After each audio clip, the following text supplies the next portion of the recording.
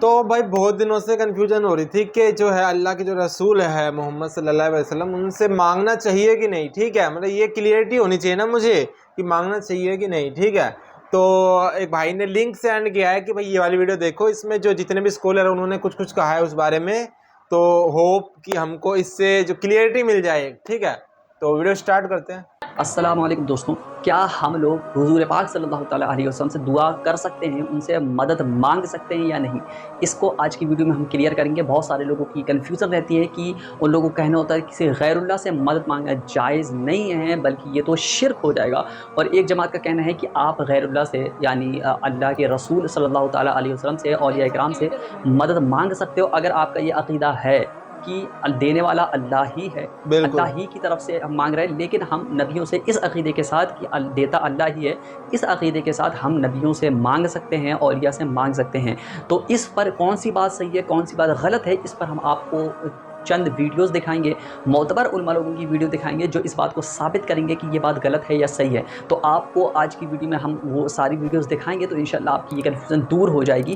تو آج کی ویڈیو میں ہمارے ساتھ بنے رہیے اور ساری ویڈیو لاسٹ تک دیکھیے تاکہ آپ کو کنفیوژن یہ پوری طریقے سے سمجھ میں آ جائے کہ آخر اس پر لوگوں کا عقیدہ ہے کیا, یہ اس پر کتنی بات صحیح ہے اور کتنی بات غلط. ہم سب سے پہلے آپ کو کچھ علماء کی اس بارے میں رائے دکھائیں گے جو لوگ اس چیز کے خلاف ہیں کہ آپ کی غیر اللہ سے مدد نہیں مانگ سکتے, اس کو شرک کہتے ہیں, اور وہ کچھ قرآن اور حدیث کا حوالہ دیتے ہیں. اس کے بعد ہم آپ کو اہل سنت والجماعت کا عقیدہ دکھائیں, آپ خود ڈیسائیڈ کریے کہ آخر کون سی بات صحیح ہے. انہوں نے نبی صلی اللہ علیہ وسلم کو حاضر ناظر, مشکل کشا, حاجت روا, مختار کل سب چیزیں بنا دیا.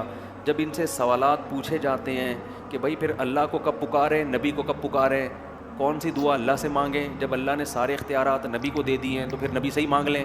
یہاں آ کے یہ کیا ہو جاتے ہیں, کنفیوز. قرآن تو 2 اور 2 4 کی طرح کہتا ہے میں نے کسی کو بھی کسی بھی قسم کے اختیارات نہیں دیے, سارے اختیارات کس کے پاس ہیں, میرے پاس. لہذا نہ پیغمبر سے مانگو, نہ فرشتوں سے مانگو, نہ بزرگوں سے مانگو, نہ قبروں سے مانگو, دینے والا کون ہے, میں. یہ عقیدہ 2 اور 2 4 کی طرح واضح ہے, اس میں کسی قسم کی کوئی کنفیوژن نہیں. اس سے ہٹیں گے تو ایک جنگل ہے. پھر وہ کہتے ہیں جب پولیس سے مدد مانگنا جائز ہے تو پیغمبر سے مانگنا جائز کیوں نہیں؟ بھائی پولیس سے مدد اور طرح کی مانگی جاتی ہے, وہ اسباب کی دنیا میں مدد ہے, دنیا کی. ہم اسباب سے ہٹ کے مدد کی بات کر رہے ہیں. اسباب والی مدد تو میں آپ سے بھی پانی لے کر آؤ, یہ کرو وہ کرو, یہ تو اسباب سے ہٹ کے ایسی مدد جس کی لاجک نہیں ہے. اللہ کچھ کرنے میں کسی لاجک کا محتاج نہیں ہے. وہ سب کچھ زکریا علیہ السلام کو بڑھاپے میں اولاد دے سکتا ہے. اب زکریا علیہ السلام, کوئی آدمی بوڑھا ہو, بیوی بانجھ ہو, 80 سال کی عمر تھی نا, کسی سے جا کے اولاد مانگے, وہ کافر ہو جائے گا. آپ کہیں گے کہ نبی علیہ السلام سے مانگنا ہے نا, نبی علیہ السلام ہمیں ایاک نعبد و ایاک نستعین سکھا کے گئے ہیں, یا حی یا قیوم برحمتک استغیث سکھا کے گئے ہیں. ہم نبی علیہ السلام کے پکارنے کو گستاخی سمجھ کہ نہیں, جب نبی علیہ السلام نے نہیں تعلیم فرمایا ہم نہیں کریں گے. نبی علیہ السلام نے کہاں فرمایا کہ میری قبر پہ آ کے مجھ سے مانگو؟ یہ جتنی باتیں پیش کرتے ہیں تو آپ کی مبارک زندگی سے ہیں. کوئی ٹوٹی ہوئی پنڈلی لے کے آ گیا, چلیں ادھر ہی آ جائیں. صحیح بخاری میں ہے, بڑی لمبی حدیث ہے, الٹیمیٹلی ایک صحابی کی پنڈلی ٹوٹتی ہے, وہ نبی علیہ السلام کے پاس آتے ہیں, نبی علیہ السلام اپنا مبارک ہاتھ پھیرتے ہیں, وہ کہتے ہیں میری پنڈلی اس طرح ہوگی کبھی ٹوٹی نہیں تھی. کہتے ہیں دیکھیں صحابہ تو نبی سے ہی مانگتے تھے. ہم کہتے ہیں نبی علیہ السلام ابھی مسجد نبی میں موجود ہوں, ہمارا کوئی مسئلہ ہم لے کے پہنچ جائیں گے. بالکل, ہاں صحیح بات ہے. مبارک زندگی کے بعد قبر پہ جا کے مانگنا کیسے ثابت کر دیتے ہیں؟ میرا ایک یوٹیوب پہ کلپ ہے, زندہ رہتے مانگنا تھا, جیسے نبی جنت بھی مانگنی تھی اور جا کے مانگنا, وہ کیسے ثابت ہو جائے گا؟ کہتے ہیں جی جب وہ ثابت ہو گیا تو نبی علیہ السلام زندہ ہے تو زندہ سے جا سکتے ہیں. یار وہ آخرت کی زندگی میں نبیوں کے ذریعے معجزات ظاہر ہوتے ہیں, وہ علیحدہ معاملہ, اور نبی جب دنیا میں ہوتے ہیں. لا فاعل فی الحقیقت ولا مؤثر الا اللہ. حضور نے فرمایا کہ اگر تمہیں جوتا باندھنے کا تسمہ درکار ہو تب بھی اللہ سے مانگو, کسی کے سامنے سوال کا جو ہاتھ جو ہے وہ دراز نہ کرو. اللہ نے تمہیں ایک عزت نفس دی ہے, اس عزت نفس کو ڈھیلا نہ بناؤ. کسی کے سامنے جو ہے اپنا ہاتھ پھیلا دینا, اپنی عزت نفس جو تو ختم کر دینا. اس پہ بات ہو رہی ہے کہ محمد صاحب سے مانگ سکتے کہ نہیں. لیکن یہ کہ ٹھیک ہے دنیا میں کام چلتا ہے. حضور کا شکی شان تو یہ تھی کہ اگر آپ سواری پر ہوتے تھے اور آپ کی چھڑی گر گئی تو سواری کو بٹھا کے اس سے اتر کر چھڑی خود اٹھاتے تھے. آپ کسی اپنے ساتھی سے یہ نہیں کہتے تھے کہ میری چھڑی پکڑا دو مجھے. آپ کی تو غیرت کا عالم جو ہے وہ بہت بلند تھا, بہت بلند تھا, بہت بلند. میں معذرت کے ساتھ عرض کروں گا اگر کسی کے جذبات کو ٹھیس پہنچے, آپ شیخ عبد القادر جیلانی رحمۃ اللہ علیہ کو نہیں پکار سکتے, محمد رسول اللہ کو نہیں پکار سکتے. اور واقعہ یہ ہے کہ محمد رسول اللہ کو تو پکارا بھی نہیں جاتا, پکارتے لوگ ہیں زیادہ حضرت علی کو, یا علی مدد, یہ علی مدد سنا ہم نے. دیکھیے سب سے بات نقطے کی بتا دوں آپ کو، فرشتے کو تو ہم مانتے ہیں نا. حضرت شیخ عبد القادر جیلانی رحمۃ اللہ علیہ کی روح ہے یا نہیں ہے، سنتی ہے نہیں ہے، حاضر ہے کہ نہیں ہے، ناظر ہے کہ نہیں ہے، 100 اختلاف ہو جائیں گے. اختلافات کی تو گنجائش ہے نا. فرشتہ ہے یا نہیں ہے؟ وہ تو فرشتہ تو ہے، آپ کے دونوں کندھوں پہ بیٹھا ہوا ہے. کرامن کاتبین ہے کہ نہیں ہے؟ یرسل علیکم حفظہ، آپ کے جو باڈی گارڈ اللہ فرشتہ نہیں بھیجتا. لیکن آپ فرشتے سے بھی نہیں کہہ سکتے کہ میرا یہ کام کرو. فرشتے کے وجود پہ تو کوئی شک نہیں ہے. یا جبرائیل میرا یہ کام کرو، قطعا نہیں، غلط، شرک. لا تدعو مع اللہ احدا، اللہ کے سوا پکارنا کسی کو نہیں. اب آپ نے ویڈیو دیکھ لی کہ جو لوگ اس چیز کو ناجائز بولتے ہیں تو وہ کیوں بولتے ہیں، اور انہوں نے دلیل بھی دکھائی جو بہت ہی مضبوط دلیل ہے، اور بڑے بڑے علماء ہیں انہوں نے اس چیز پر اپنی رائے رکھی کہ قرآن اور حدیث کے حساب سے یہ چیز جائز ہے کہ ناجائز ہے. تو اب آپ اہل سنت والجماعت کا دیکھیں کہ جو لوگ اس چیز کو جائز بولتے ہیں تو ان لوگوں کا کیا عقیدہ، آخر رسول پاک صلی اللہ تعالیٰ علیہ وسلم سے مدد مانگنا کیسا ہے اور یہ اکرام سے مدد مانگنا کیسا ہے، اس پر اب ان کی بھی چیز سن لیجیے. اہل سنت والجماعت کے علماء جو ہے اس پر کیا کہتے ہیں، اور آخر میں کمنٹ کر کے ہم کو حضرت ابن عمر رضی اللہ تعالیٰ عنہ کا پاؤں سن ہو گیا. امام بخاری نے اس حدیث کو روایت کیا المفرد کے اندر. تو کسی نے کہا اس کو احب الناس الیک، جو تجھے سب سے زیادہ پیارا لگتا ہے اس کا نعرہ لگا.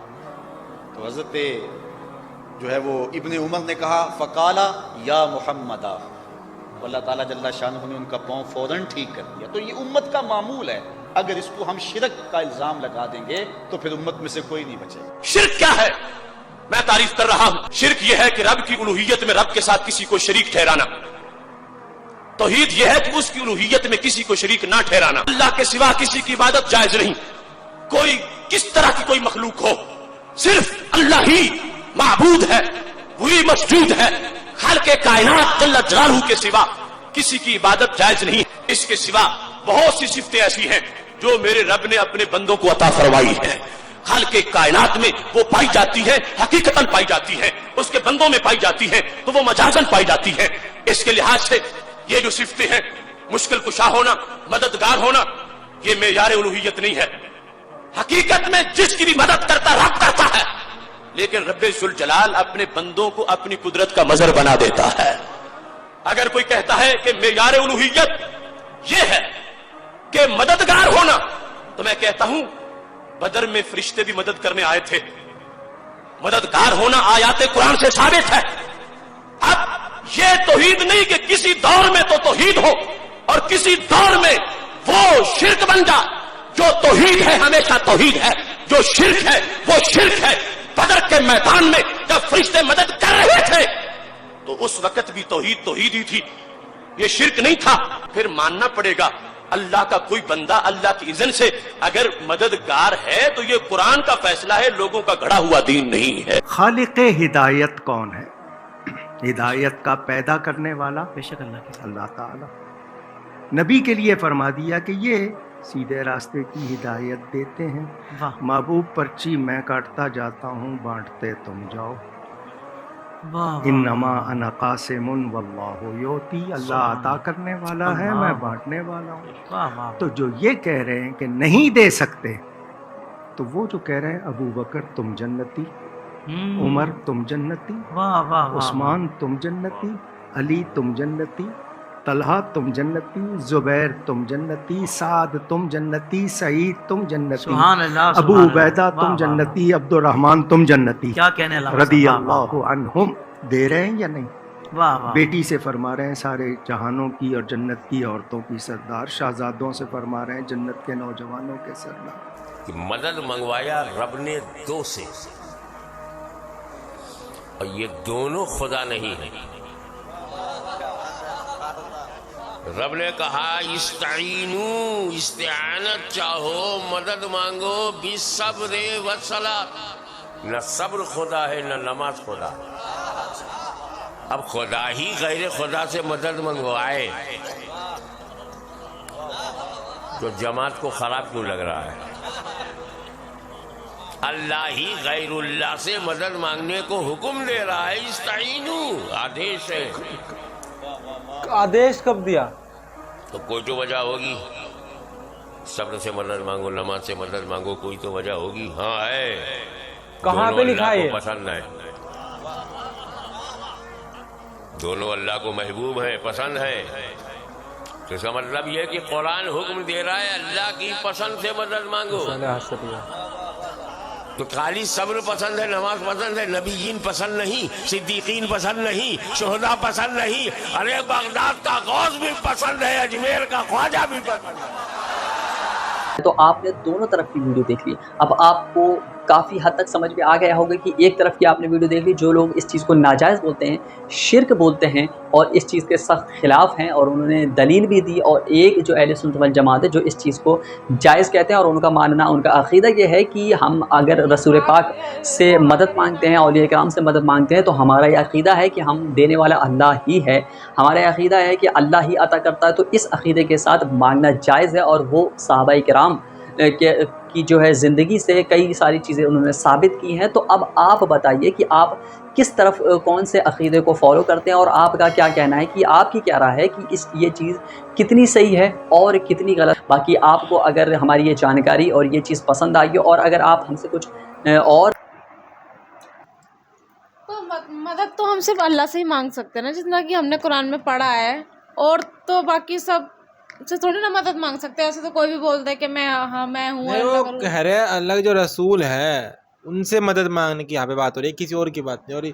लेकिन फिर भी जितना हम इंजीनियर साहब की बात नहीं कर रहे, हम मुफ्ती जो तारिक मकसूद साहब उनकी नहीं कर रहे, इसरार अहमद साहब की बात नहीं कर रहे, जितना हम लोगों ने समझा है ना उनसे हटके वो जो कह रहे हैं वो ठीक है, हमने सुनते तो हम सबकी है, ठीक है, लेकिन जितना हमने कुरान शरीफ के जितने पारा है हमने जो सुने हैं 1 से लेके 30 तक, ठीक है, जितना हमने सुना है कि भाई जो अल्लाह बता रहे हैं वो ही है देने वाले, तो मेन तो हमने यही समझा है। और जब भी कुछ ऐसा गाना आप हम सुनते हैं तो हम आपसे डिस्कस भी करते हैं कि जो गाना की भर दे झोली मेरी सरकार मदीना, तो हम डिस्कस करते हैं कि भाई ये गाना गलत है, क्योंकि हमने कुरान पारा सुनने के बाद हमको अब लगता है ना कि ये चीज़ जो है ये तो उल्टी हो रही है ना।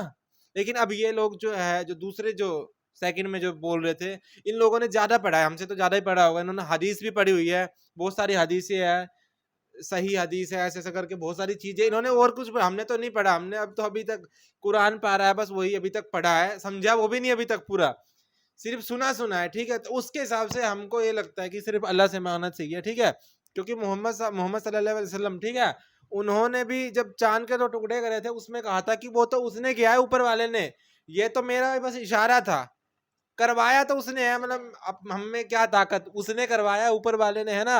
तो वो तो उसका भी वो नहीं ले रहे कि 2 टुकड़े भी मैंने किए थे, ये तो बस वो है कि उसने मेरे थ्रू करवा दिया जो करवाना था, है कि नहीं।